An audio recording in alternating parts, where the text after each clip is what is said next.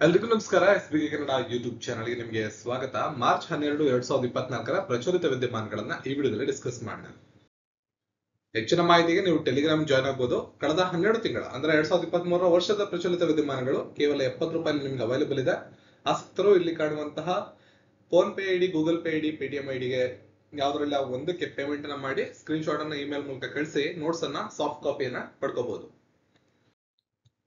ಪ್ರತಿ ವರ್ಷ ಯಾವ ದಿನವನ್ನ CISF ನ ರೈಸಿಂಗ್ ಡೇ ಎಂದು ಆಚರಿಸಲಾಗುತ್ತದೆ? CISF ನ ಸಂಸ್ಥಾಪನಾ ದಿನ, ರೈಸಿಂಗ್ ಡೇ. ಪ್ರಶ್ನೆ ಸರಿಯಾದ ಉತ್ತರ ಮಾರ್ಚ್ 10. ಮಾರ್ಚ್ 10 ವಾರ್ಷಿಕವಾಗಿ CISF ನ ರೈಸಿಂಗ್ ಡೇ ಅಂತ ಗೃಹ ವ್ಯವಹಾರಗಳ ಸಚಿವಾಲಯದ ಅಡಿಯಲ್ಲಿ ಆಚರಣೆ ಮಾಡಲಾಗುತ್ತೆ. ಕೇಂದ್ರ ಕೈಗಾರಿಕಾ ಭದ್ರತಾ ಪಡೆ ಅಂತ ನಾವು ಕರಿತೀವಿ CISF. ಅದರ ಪ್ರಾರಂಭದ ದಿನದ ಸವಿನೆನಪನ್ನ ಪ್ರತಿ ವರ್ಷ ಮಾರ್ಚ್ 10 ಆಚರಣೆ ಮಾಡ್ತೀವಿ. ಸಂಸತ್ತಿನ ಕಾಯ್ದೆಯಿಂದ ರೂಪುಗೊಂಡಂತ CISF ಆರಂಭದಲ್ಲಿ ಕೆಲವು ಬೆಟಾಲಿಯನ್ಗಳನ್ನ ಮಾತ್ರ ಒಳಗೊಂಡಿತ್ತು. ತದನಂತರ ವಿಶೇಷ ತರಬೇತಿಗಳೊಂದಿಗೆ ಅಸಾಧಾರಣ ಬಹುಕುಶಲ ಭದ್ರತಾ ಪಡೆಯಾಗಿ ವಿಕಸನಗೊಂಡಿದ್ದನ್ನು ನಾವು ಕಾಣಬಹುದಾಗಿರುತ್ತದೆ. ಅದರ ಸ್ಥಾಪನೆಯ ನಂತರದ ಬೆಳವಣಿಗೆ ಮತ್ತು ಶಕ್ತಿ ಏನಿದೆ ಅದರ ಆ ಸಂಸ್ಥೆಯ ಒಂದು ಗೌರವದ ಬಗ್ಗೆ ಹೆಚ್ಚಿನ ಮಾಹಿತಿಯನ್ನು ತಿಳಿಸ್ಕೊಡುತ್ತೆ ಮತ್ತು ಅದರ ಪ್ರಾಮುಖ್ಯತೆ, ದೇಶದ ವಿಚಾರದಲ್ಲಿ ಅದರ ಪ್ರಾಮುಖ್ಯತೆ ಎಷ್ಟು ದೊಡ್ಡದು ಅನ್ನೋದನ್ನ ಒತ್ತಿ ಹೇಳುತ್ತೆ. ಅಕ್ರಮ ವಲಸೆಯನ್ನ ತಡೆಯುವ ಉದ್ದೇಶದಿಂದ ಯಾವ ರಾಜ್ಯ ಸರ್ಕಾರ ಇತ್ತೀಚೆಗೆ ಮಸೂದೆಯನ್ನ ಅಂಗೀಕರಿಸಿದೆ? ಇಂಪಾರ್ಟೆಂಟ್ ಕ್ವಶನ್ ಇದು. ಸರಿಯಾದ ಉತ್ತರ ಹರಿಯಾಣ. ಹರಿಯಾಣದ ಅಸೆಂಬ್ಲಿಯು 9 ಮಸೂದೆಗಳನ್ನು ಇತ್ತೀಚೆಗೆ ಅಂಗೀಕಾರ ಮಾಡಿತು. ಅದರಲ್ಲಿ ನೋಂದಣಿ ಮತ್ತು ಟ್ರಾವೆಲ್ ಏಜೆಂಟ್ಗಳ ನಿಯಂತ್ರಣ ಮಸೂದೆ 2024 ಕೂಡ ಅಂಗೀಕಾರ ಮಾಡಿದೆ. ಅದರ ಅನ್ವಯ ಅಕ್ರಮ ವಲಸೆಯನ್ನ ತಡೆಯುವ ಉದ್ದೇಶವಾಗಿದ್ದು ನೋಂದಾಯಿಸದ ಟ್ರಾವೆಲ್ ಏಜೆಂಟ್ಗಳು ಯುವಕರನ್ನ ಬಳಸಿಕೊಳ್ಳುವ ಸಮಸ್ಯೆಯನ್ನ ಪರಿಹರಿಸುವುದು. ಅಂದ್ರೆ ಅಕ್ರಮವಾಗಿ ಬಂದಂತ ವ್ಯಕ್ತಿಗಳಿಂದ ರಾಜ್ಯದ ಒಳಗಡೆ, ದೇಶದ ಒಳಗಡೆ ಆಂತರಿಕ ಭದ್ರತೆ ಏನು ಉಂಟಾಗುತ್ತೆ, ಹಾಗೆ ರಾಜ್ಯದ ಒಳಗಡೆ ಕೂಡ ಹಲವಾರು ಸೆಕ್ಯೂರಿಟಿ ಇಶ್ಯೂಸ್ ಗಳಾಗ್ತವೆ. ಅದನ್ನೆಲ್ಲ ತಡೆಯುವ ಉದ್ದೇಶದಿಂದ ಈ ಬಿಲ್ಗಳನ್ನ, ಮಸೂದೆಗಳನ್ನ ಅಸೆಂಬ್ಲಿಯಲ್ಲಿ, ಹರಿಯಾಣ ರಾಜ್ಯದ ಅಸೆಂಬ್ಲಿಯಲ್ಲಿ ಅಂಗೀಕಾರ ಮಾಡಲಾಗಿದೆ. ಬಹಳ ಇಂಪಾರ್ಟೆಂಟ್ ಆಗಿರತಕ್ಕಂತ ಮಸೂದೆ ಇದಾಗಿದೆ. ಇದರ ಬಗ್ಗೆ ಅಲ್ಲಿಯ ಗೃಹ ಸಚಿವರಾದ ಅನಿಲ್ ವಿಜ್ ಆ ಸಮಸ್ಯೆಯ ಗಂಭೀರತೆಯ ಕುರಿತು ಅಸೆಂಬ್ಲಿಯಲ್ಲಿ ಸಂಪೂರ್ಣವಾಗಿ ಮಾಹಿತಿಯನ್ನ ಹಂಚಿಕೊಂಡಿದ್ರು. ನೆಕ್ಸ್ಟ್, ಇತ್ತೀಚೆಗೆ ರಾಷ್ಟ್ರೀಯ ಭದ್ರತಾ ಸಿಬ್ಬಂದಿಯ ಮಹಾನಿರ್ದೇಶಕರಾಗಿ ಯಾರು ನೇಮಕಗೊಂಡಿದ್ದಾರೆ? NST ಅಂತ ಕರಿತೀವಿ, ರಾಷ್ಟ್ರೀಯ ಭದ್ರತಾ ಸಿಬ್ಬಂದಿ. ಸರಿಯಾದ ಉತ್ತರ ದಲ್ಜಿತ್ ಸಿಂಗ್ ಚೌಧರಿ ಅವರು. 1990 ಬ್ಯಾಚ್ನ IPS ಅಧಿಕಾರಿ ದಲ್ಜಿತ್ ಸಿಂಗ್ ಚೌಧರಿ ಅವರು ಭಾರತದ ಭದ್ರತೆಯಲ್ಲಿ ನಿರ್ಣಾಯಕ ಪಾತ್ರವನ್ನು ಹೊಂದುವಂತ ನಮ್ಮ ರಾಷ್ಟ್ರೀಯ ಭದ್ರತಾ ಗಾರ್ಡ್ NST ಏನಿದೆ ಅದರ ಮಹಾನಿರ್ದೇಶಕರಾಗಿ, DG ಆಗಿ ನೇಮಕಗೊಂಡಿದ್ದಾರೆ. ಪ್ರಸ್ತುತ ಸಶಸ್ತ್ರ ಸೀಮಾ ಬಲದ DG ಆಗಿ ಅವರು ಕೆಲಸವನ್ನ ಮಾಡ್ತಿದ್ದಾರೆ. NSTಯ ಮಹಾನಿರ್ದೇಶಕರಾಗಿ ಹೆಚ್ಚುವರಿ ಜವಾಬ್ದಾರಿಯನ್ನ ಅವರು ತೆಗೆದುಕೊಂಡಿದ್ದಾರೆ. ಈ NSTಯನ್ನ ಕಪ್ಪು ಬೆಕ್ಕುಗಳು ಅಂತ ಕೂಡ ಕರೀತಾರೆ. ವೆರಿ ವೆರಿ ಇಂಪಾರ್ಟೆಂಟ್, ನೆನಪಲ್ಲಿಟ್ಕೊಳ್ಳಿ. ಇತ್ತೀಚೆಗೆ ಯಾವ ರಾಜ್ಯ ಸರ್ಕಾರ ರಾಜ್ಯ ಜಲಮಾಹಿತಿ ಕೇಂದ್ರವನ್ನ ಸ್ಥಾಪಿಸಲು ನಿರ್ಧರಿಸಿದೆ? ಆಯ್ಕೆಗಳನ್ನ ನೋಡ್ಕೋಬಹುದು. SWIC ಅಂತ ಕರಿತೀವಿ. ಸರಿಯಾದ ಉತ್ತರ ಒಡಿಸ್ಸಾ. ಒಡಿಸ್ಸಾ ರಾಜ್ಯ ಸರ್ಕಾರ ನೀರಿನ ಸಂಪನ್ಮೂಲ ಡೇಟಾವನ್ನ ಸಮನ್ವಯಗೊಳಿಸಲು, ಸಂಗ್ರಹಿಸಲು ಮತ್ತು ಪ್ರಸಾರ ಮಾಡಲು ರಾಜ್ಯ ಜಲಮಾಹಿತಿ ಕೇಂದ್ರವನ್ನ ಸ್ಥಾಪಿಸಿದೆ. ಜಲ ಸಂಪನ್ಮೂಲ ಇಲಾಖೆಯ ಅಡಿಯಲ್ಲಿ ಕಾರ್ಯನಿರ್ವಹಿಸುವ ಇದು ಒಡಿಸ್ಸಾದ ಜಲ ಹವಾಮಾನ ದತ್ತಾಂಶದ ಸಮಗ್ರ ಭಂಡಾರವನ್ನ ನಿರ್ವಹಿಸುವ ಗುರಿಯನ್ನ ಹೊಂದಿರುತ್ತೆ. ಕೇಂದ್ರದಲ್ಲಿ ಜಲ ಸಂಪನ್ಮೂಲ ನಿರ್ವಹಣೆ ಮತ್ತು ದತ್ತಾಂಶ ನಿರ್ವಹಣೆಯಲ್ಲಿ ಪರಿಣಿತರು ಇದನ್ನ ನೋಡ್ಕೋತಾರೆ. ಇತ್ತೀಚೆಗೆ ಸುದ್ದಿಯಲ್ಲಿ ಕಂಡು ಬಂದಂತ ಅಮ್ರಬಾದ್ ಹುಲಿ ಸಂರಕ್ಷಿತ ಪ್ರದೇಶ ಯಾವ ರಾಜ್ಯದಲ್ಲಿದೆ? ಸರಿಯಾದ ಉತ್ತರ ತೆಲಂಗಾಣ.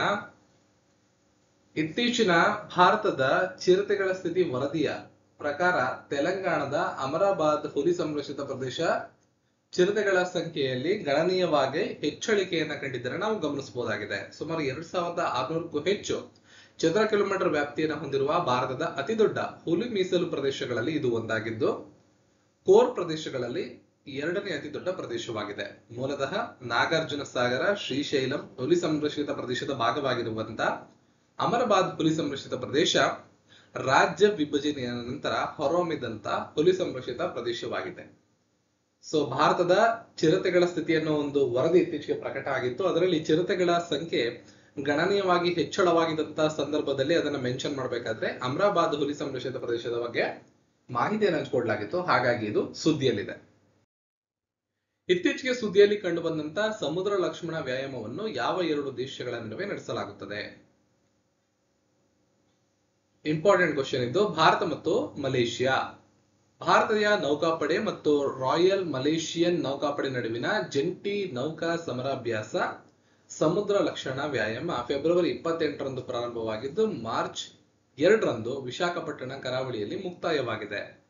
ಅದರ 3ನೇ ಆವೃತ್ತಿಯಲ್ಲಿ ಭಾರತೀಯ ನೌಕಾ ಹಡಗು ಕಿಲ್ತಾನ್ ಮತ್ತು ಮಲೇಷಿಯಾದ ರಾಯಲ್ ಮಲೇಷಿಯನ್ ಹಡಗು ಕೆಡಿ ಲಿಕಿರ್ ಇವೆರಡೂ ಕೂಡ ಪರಸ್ಪರ 2 ದೇಶಗಳನ್ನ ಪ್ರತಿನಿಧಿಸಿ ಈ ಎಕ್ಸರ್ಸೈಸ್ ನಲ್ಲಿ ಭಾಗವಹಿಸಿದ್ವು. ಇತ್ತೀಚೆಗೆ ಸುದ್ದಿಯಲ್ಲಿ ಕಂಡು ಬಂದಂತಹ ಚಾರ್ಟರ್ ಕುಟ್ ಹಬ್ಬ ಇದು ಯಾವ ರಾಜ್ಯಕ್ಕೆ ಸಂಬಂಧಪಡುತ್ತೆ? ಸರಿಯಾದ ಉತ್ತರ ಮಿಜೋರಾಂ. ಮಿಜೋರಾಂನ ರಾಜಧಾನಿಯಾದ ಐಜ್ವಾಲ್ನ ಅಸ್ಸಾಂ ರೈಫಲ್ಸ್ ಮೈದಾನದಲ್ಲಿ ಆಚರಿಸಲಾದ ಮಿಜೋರಾಂನ ಕಾಪ್ಚರ್ ಕುಟ್ ಉತ್ಸವ ಚೇರಾವ್ ಮತ್ತು ಚಾಯ್ ನೃತ್ಯಗಳೊಂದಿಗೆ ರೋಮಾಂಚನ ಮಿಜೋ ಸಂಪ್ರದಾಯವನ್ನ ತೋರಿಸುತ್ತೆ. ಝುಮ್ ಕೃಷಿಗಾಗಿ ಕಾಡುಗಳನ್ನ ತೆರವುಗೊಳಿಸುವ ಮೂಲಕ ಗುರುತಿಸಲಾದ ವಸಂತದ ಹಬ್ಬವು ವರ್ಣರಂಜಿತ ಉಡುಗೆಯಲ್ಲಿ ಅಲ್ಲಿಯ ಸ್ಥಳೀಯರು ಜಾನಪದ ನೃತ್ಯಗಳು, ಹಾಡುಗಳು ಮುಂತಾದವುಗಳ ಮೂಲಕ ಸ್ಥಳೀಯ ಪರಂಪರೆಯನ್ನ ವ್ಯಕ್ತಪಡಿಸಲಾಗುತ್ತೆ. ಮಾರ್ಚ್ ನಲ್ಲಿ ವಾರ್ಷಿಕವಾಗಿ ಈ ಒಂದು ಹಬ್ಬವನ್ನ ಅಲ್ಲಿ ಆಚರಣೆ ಮಾಡಲಾಗುತ್ತೆ. ವೈವಿಧ್ಯಮಯವಾದಂತಹ ಜನಸಮೂಹವನ್ನ ಇದು ಆಕರ್ಷಣೆ ಮಾಡುತ್ತೆ. ನೆಕ್ಸ್ಟ್, ಪ್ರಾಜೆಕ್ಟ್ ಸೀಬರ್ಡ್ ಇಂಡಿಯಾ ಅತಿ ದೊಡ್ಡ ನೌಕಾ ಮೂಲಸೌಕರ್ಯ ಯೋಜನೆ ಇದು ಯಾವ ರಾಜ್ಯದಲ್ಲಿದೆ? ಸರಿಯಾದ ಉತ್ತರ ಕರ್ನಾಟಕ. ಭಾರತದ ಅತಿ ದೊಡ್ಡ ಮೂಲಸೌಕರ್ಯ ಯೋಜನೆಯಾದ ಪ್ರಾಜೆಕ್ಟ್ ಸೀಬರ್ಡ್ ಅಡಿಯಲ್ಲಿ ಕರ್ನಾಟಕದ ನೇವಲ್ ಬೇಸ್ ಕಾರವಾರದಲ್ಲಿ ನೌಕಾಪಡೆಯ ಅಧಿಕಾರಿಗಳು ಮತ್ತು ರಕ್ಷಣಾ ನಾಗರಿಕರಿಗೆ 320 ಮನೆಗಳನ್ನ ಒದಗಿಸುವ 2 ಪಿಯರ್ ಮತ್ತು 7 ಟವರ್ ನ ಇತ್ತೀಚೆಗೆ ನಮ್ಮ ರಕ್ಷಣಾ ಸಚಿವರಾದ ರಾಜನಾಥ್ ಸಿಂಗ್ ಅವರು ಉದ್ಘಾಟನೆ ಮಾಡಿದ್ರು.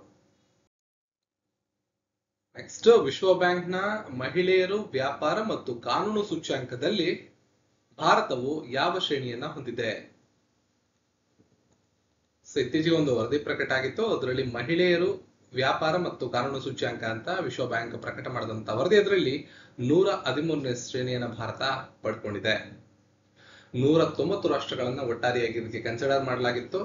ಚಲನಶೀಲತೆ, ಕೆಲಸದ ಸ್ಥಳ, ಉದ್ಯಮಶೀಲತೆ ಸೇರಿದಂತೆ 8 ವಿಭಾಗಗಳಲ್ಲಿ ಸೂಚ್ಯಂಕಗಳನ್ನ ಇಟ್ಕೊಂಡು ಅಂಕಿಅಂಶಗಳನ್ನ ಸ್ಟ್ಯಾಟಿಸ್ಟಿಕ್ಸ್ ಅನ್ನ ತೆಗೆದುಕೊಳ್ಳಲಾಯಿತು. ಮಹಿಳೆಯರ ಆರ್ಥಿಕ ಅವಕಾಶಗಳಿಗೆ ಕಾನೂನು ಪರಿಸರ ಸೂಚ್ಯಂಕವನ್ನ ಪ್ರಕಟ ಮಾಡುವಂತ ಉದ್ದೇಶದಿಂದ ಈ ಸೂಚ್ಯಂಕವನ್ನ ನಡೆಸಲಾಗುತ್ತೆ. 0ಯಿಂದ 100 ತನಕ ಈ ಒಂದು ಅವಕಾಶ ಇರುತ್ತೆ. 100 ಸಿಕ್ಕಿದ್ರೆ ಸಮಾನವಾದ ಹಕ್ಕುಗಳಲ್ಲಿ ಮಹಿಳೆಯರು ಪ್ರತಿನಿಧಿಸ್ತಾರೆ ಅನ್ನೋ ಒಂದು ಅರ್ಥವನ್ನ ನೀಡಲಾಗುತ್ತೆ. ಈ ಎಲ್ಲಾ ಪಟ್ಟಿಯಲ್ಲಿ 113ನೇ ಸ್ಥಾನದಲ್ಲಿ ಭಾರತ ಕಂಡುಬಂದ ಇದೆ. ಯಾವ ರಾಜ್ಯವು ಇತ್ತೀಚೆಗೆ ಭಾರತದ ಮೊದಲ ಸರ್ಕಾರಿ ಬೆಂಬಲಿತ OTT ಪ್ಲಾಟ್ಫಾರ್ಮ್ ಅನ್ನ ಪ್ರಾರಂಭಿಸಿದೆ? ಇಂಪಾರ್ಟೆಂಟ್ ಕ್ವಶನ್ ಇದು. ಮುಂಬರುವ ಸ್ಪರ್ಧಾತ್ಮಕ ಪರೀಕ್ಷೆಗಳಲ್ಲಿ ಕೇಳೋ ಸಾಧ್ಯತೆ ಇದೆ. ಸರಿಯಾದ ಉತ್ತರ ಕೇರಳ. ಕೇರಳ ರಾಜ್ಯವು ತನ್ನ ಮೊದಲ ಸರ್ಕಾರಿ ಬೆಂಬಲಿತ OTT ಪ್ಲಾಟ್ಫಾರ್ಮ್ ಕೈರಳಿ ಥಿಯೇಟರ್ ನಲ್ಲಿ ಸಿ ಸ್ಪೇಸ್ ಅನ್ನ ಪ್ರಾರಂಭಿಸಿದೆ. ಅದರ ಹೆಸರು ಸಿ ಸ್ಪೇಸ್ ಅಂತ.